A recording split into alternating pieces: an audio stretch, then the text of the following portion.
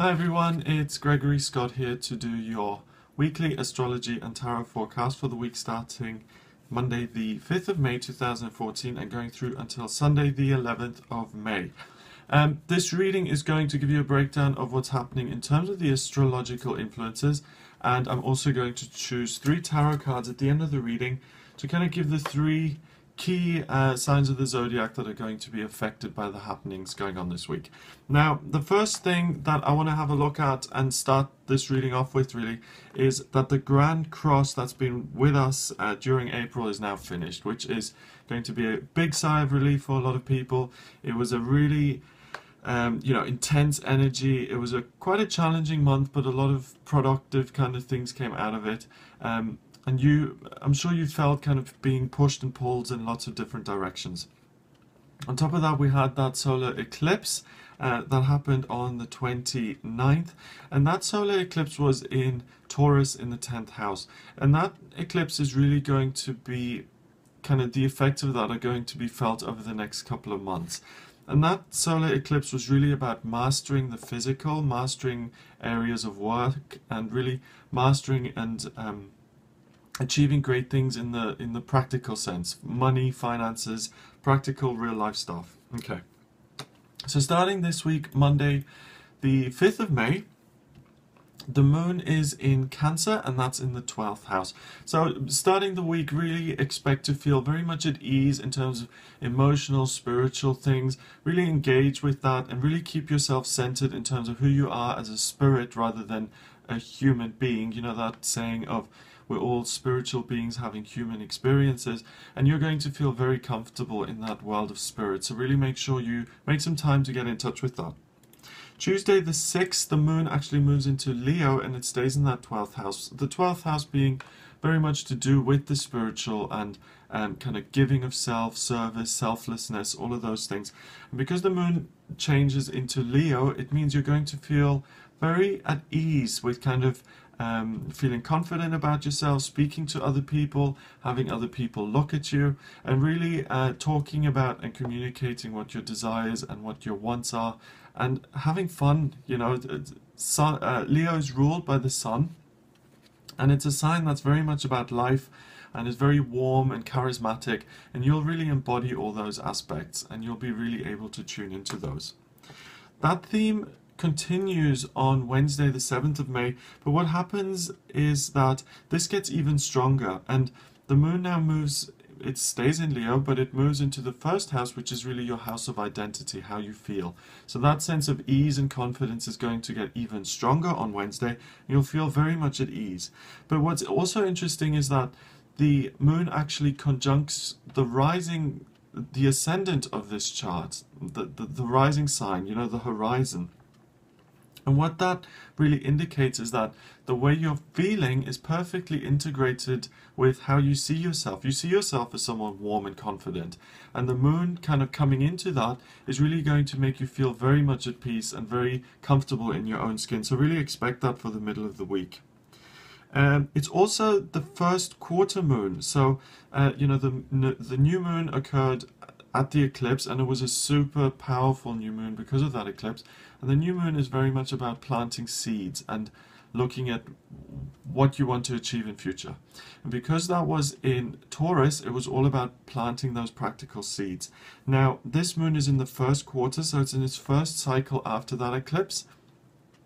And it's in Leo, so now those seeds are getting that fire and energy to really start to grow.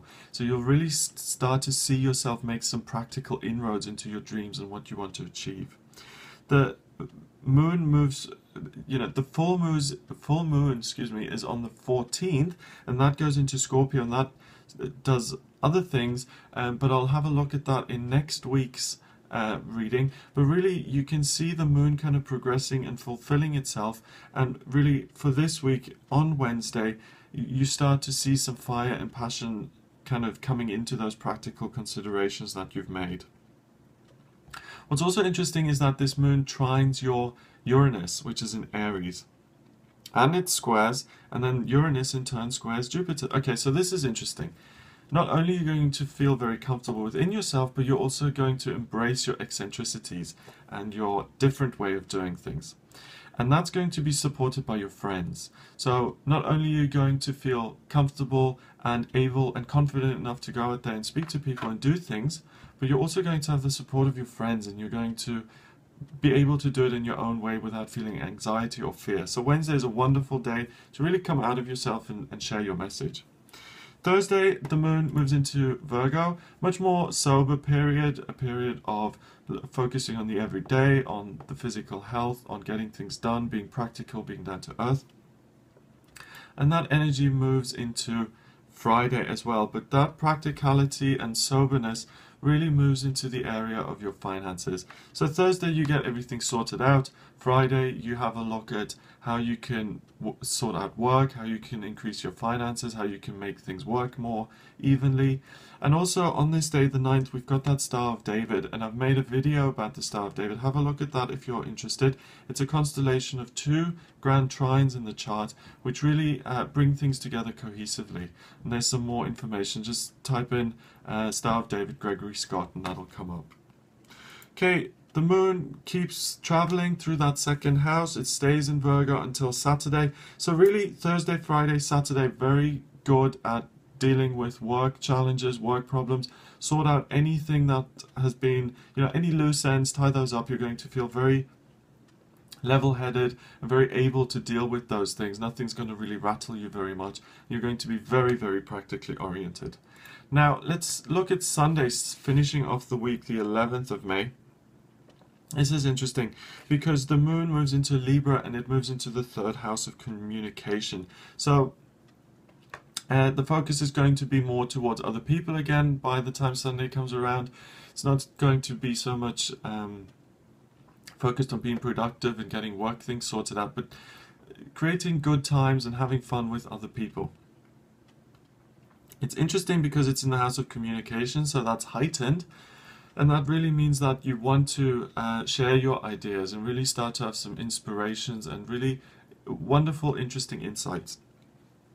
But what's really significant is that the moon conjuncts Mars here in exactly the same position. So their energies blend and mix together. And Mars is the planet of, the ego, drive, the will, what it is you want, what you're passionate about and what you want to achieve. And that really means that you can go out and make some new friends. You can say the things that you've been wanting to say. You can express ideas that you may have not had the confidence to express in the past. But really you get some power in terms of that area of ideas and relationships with other people. So really expect yourself to be energized on Sunday. It also trines Mercury, which is in Gemini in the 10th house, which is all about communication. Mercury is perfect in Gemini. It rules Gemini. It's the communication, and the planet of communication is sitting right there, and it adds its energy to this. So it's really, if you've got a speech to make or if you've got a big announcement, make it on Sunday. It's perfect to communicate with other people, and it's perfect to have the outcome be positive as a result of your communication. Okay, and then finally that Mercury, to just make it even more interesting here. Yeah, okay.